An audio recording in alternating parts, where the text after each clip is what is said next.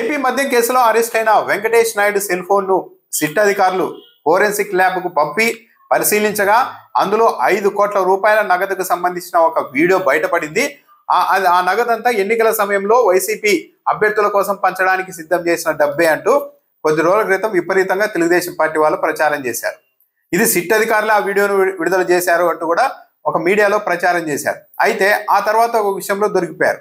ఆ నోట్ల కట్టలో 2000 రూపాయల నోట్ల కట్టలు కూడా ఉన్నాయి. 2000 రూపాయల నోట్ల కట్టలు 2023లోనే ఉపసంహరించబడ్డాయి.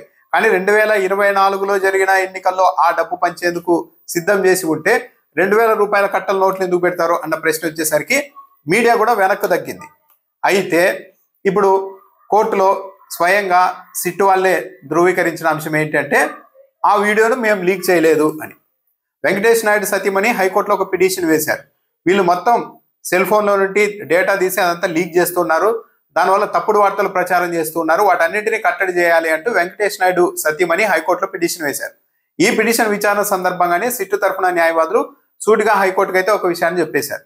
మేము ఎక్కడా కూడా ఆ వీడియోని లీక్ చేయలేదు, ఆ వీడియోకు మాకు అసలు సంబంధమే లేదు, పైగా వెంకటేష్ నాయుడుకి సంబంధించిన యాపిల్ ఫోన్ను అన్లాక్ చేయలేకపోయాం ఇప్పటికీ కూడా, అందుకు అన్లాక్ చేయాలంటే బయోమెట్రిక్ ఉండాలి, కాబట్టి ఇప్పటివరకు మేము చేయలేదు, అసలు ఆ సెల్ ఫోన్లో ఏముందో కూడా మాకు తెలియదు, ఆ వీడియోని అయితే మేము లీక్ చేయలేదని స్వయంగా సిట్ తరఫున న్యాయవాదులే హైకోర్టుకు తెలిపారు. అంటే దీన్ని బట్టి అర్థమవుతున్నది ఏంటి, ఈ వీడియో ఆధారం ఒకటి ఉంది అన్నది సిట్ అధికారులు ఇప్పటివరకు కోర్టుకు కూడా చెప్పలేదు, కోర్టులో కూడా సమర్పించలేదు.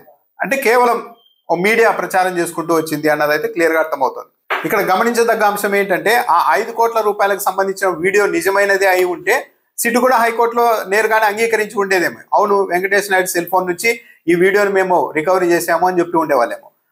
ఆ డబ్బు లిక్కర్ కేసుకు సంబంధించినది అయి ఉంటే ధైర్యంగా సిట్ వాళ్ళు చెప్పి ఉండేవాళ్ళు, అవును ఇది లిక్కర్ కేసు సంబంధించిన డబ్బే అని. అది నిజంగానే వైసీపీ అభ్యర్థుల కోసం ఎన్నికల సమయంలో పంచేందుకే ఏర్పాటు చేసిన డబ్బే అయి ఉంటే అవును అది కూడా నిజమే అని చెప్పి ఉండేవాళ్ళు. కానీ వీటన్నింటినీ ధృవీకరించడానికి ఎలాంటి ఆధారాలు సిట్ దగ్గర లేవు కాబట్టి అది లిక్కర్ సొమ్మని, అది ఎన్నికల్లో పంచేందుకు వైసీపీ వాళ్ళు సిద్ధం చేసిన డబ్బు అని నిరూపించేందుకు ఎలాంటి ఆధారాలు లేవు అన్నది క్లియర్గా అర్థమవుతుంది. అందువల్లనే ఆ వీడియోతో మాకు సంబంధం లేదని సిట్ వాళ్ళు చెప్పేశారు. వీళ్ళంతా మీడియాలో ప్రచారం చేసిందంతా నిజమే ఉంటే సిట్ కూడా అవును నిజమే, ఈ వీడియో నిజమే, ఇలాంటి దానికోసమే తెచ్చారు, ఈ డబ్బు ఆ డబ్బే అని చెప్పి ఉండేవాళ్ళు. అలా చెప్పలేకపోతున్నారు అంటే ఇదంతా ప్రచారం చేయడానికి, బురద జల్లడానికి చేసిన ప్లే ఎలా కనపడుతుంది. ఇక్కడ ఏంటంటే సిట్ ఆ వీడియోను ధృవీకరించాలంటే ఫస్ట్ అది ఎప్పుడు ఏ తేదీకి సంబంధించిన వీడియో అన్నది కూడా చెప్పాలి.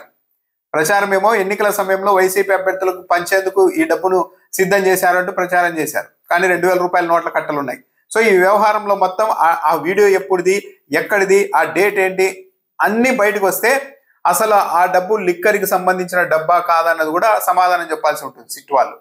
సో ఈ వాతావరణం నేపథ్యంలో ఎలాంటి ధృవీకరణ లేని నేపథ్యంలోనే సిట్ వాళ్ళు సింపుల్గా ఆ వీడియోకు మాకు సంబంధం లేదని చెప్పేశారు. నిజంగానే వాళ్ళు లీక్ చేయకపోతే మరి మీడియా సంస్థలు ఎలా దీన్ని ప్రచురించాయి, ఎలా ప్రసారం చేశాయి, మరి మీడియా సంస్థల పైన ఇలాంటి ఒక వీడియోను సిట్ వాళ్ళు ఇకపోయినా సరే దాన్ని ప్లే చేసి రకరకాలుగా ప్రచారం చేసిన మీడియా ఏం సమాధానం చెప్తుంది. దాంతోపాటు అంతకుముందు 11 కోట్ల రూపాయలు ఒక ఫామ్ హౌస్లో హైదరాబాద్లో దొరికింది అనుకుంటూ ప్రచారం చేశారు. అక్కడ కూడా సిట్ అధికారులు ఇబ్బందికరమైన పరిస్థితులు ఎదుర్కొన్నారు. 2024 జూన్ నాటిది, అప్పటి నుండి ఆ డబ్బు అక్కడే ఉందని తొలుత చెప్పారు. అది కూడా సిట్ వాళ్ళు అధికారికంగా ఎక్కడ చెప్పింది కూడా లేదు, కథనాలు రాసుకుంటూ వచ్చారు. తీరా రాజ్ కసిరెడ్డి అసలు ఆ డబ్బుతో నాకు సంబంధమే లేదు, ఫస్ట్ ఆ నోట్ల కట్టలన్నింటినీ రికార్డ్ చేయమనండి, ఆ నోట్లు ఎప్పుడు ముద్రించారు, ఎప్పుడు ఆర్బీఐ నుంచి బయటకు వచ్చాయి, ఏ బ్యాంకు ద్వారా బయటకు వచ్చాయని మొత్తం రికార్డ్ చేస్తే అది 2024 జూన్ నాటి డబ్బా, లేకుంటే ఆ తర్వాత ఈ మధ్య తీసుకెళ్లి ఎవరైనా పెట్టి ఇరికించడానికి ప్లాన్ చేశారా అన్నది తేలుతుంది అనేసరికి ఆగ మేఘాల మీద సిట్ అధికారులు రాత్రి తీసుకెళ్లి ఆ డబ్బునంతా అక్కడ డిపాజిట్ చేసేశారు. ఆ తర్వాత కోర్టు కూడా స్పష్టంగా ఆదేశాలు ఇచ్చింది, మొత్తం రికార్డ్ చేయండి, ఆ డబ్బును బ్యాంకులో కూడా పక్కన ఉంచండి, కలపద్దండి మిగిలిన డబ్బుతో అని చెప్పారు. కానీ ఇంకా ఆ తర్వాత ఏం జరిగిందో కూడా అందచిక్కని పరిస్థితి. ఇటువైపు వాళ్ళు కూడా పెద్దగా ఫాలో అప్ చేస్తూ ఉన్నట్టుగా లేదు. సో ఒక ఫ్యాబ్రికేటెడ్గా ఈ కేసును నడిపేందుకు ప్రయత్నిస్తున్నారన్న ఆరోపణలు ఈ 2 ఉదంతాల తర్వాత చాలా బలపడ్డాయి. ఒకటి 11 కోట్ల రూపాయలకు సంబంధించిన వ్యవహారం అయితే, 2 వెంకటేష్ నాయుడు సెల్ ఫోన్లో 5 కోట్ల రూపాయల వీడియో దొరికింది అంటూ చేశారు. కానీ దాన్ని కూడా ధృవీకరించే పరిస్థితి లేకుండా పోయింది. అసలు ఆయన పెద్ద రియల్ ఎస్టేట్ వ్యాపారి, అనేక మంది పెద్ద వాళ్ళతో కలుస్తుంటారు వెంకటేష్ నాయుడు. ఆయన 5 కోట్ల రూపాయలు రియల్ ఎస్టేట్ కోసమో లేకుంటే ఇతర అవసరాల కోసమో ఇతర కంపెనీల లావాదేవీల్లో తెచ్చుకోవచ్చు.